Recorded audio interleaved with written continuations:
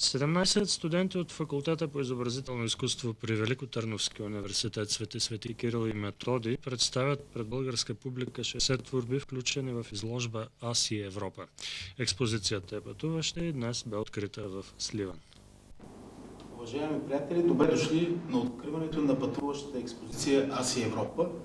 Днес пред вас ще бъдат показани картините и скулптурите, създадени от студенти от Великотърновския университет Свети Кирил и Методий.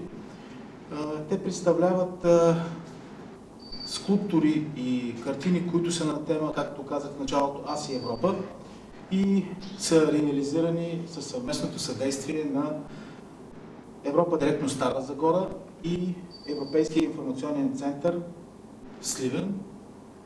Днес тази изложба е част от общите мероприятия, които се реализират от Европа директно центровете в нашата страна. Тази изложба е пътуваща за това, че тя ще посети всички 14 центъра в България, които работят, и ще даде възможност на тези млади хора да покажат своите способности и реализираните от тях скулптури и картини. Защо казваме "Аз и Европа"?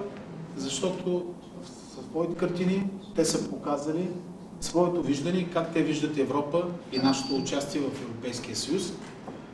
И по-специално пред погледа на младите таланти, които са от специалност изящно изкуство към факултета по изобразително изкуство на Великотърновския университет.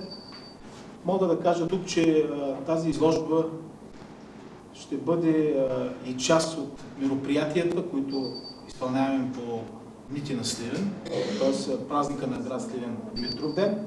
И днес, специално на 25 октомври, в рамките на един месец, жителите на град Сливен и представителите на медиите ще могат да се запознаят с тази изложба, която е част от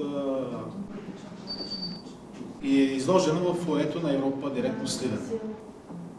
Искам да кажа, че екипа на Европа директно Сливен положи много усилия заедно със своите колеги от Стара Загора тази изложба точно по време на дните и празниците на град Сливен да бъде в нашия град.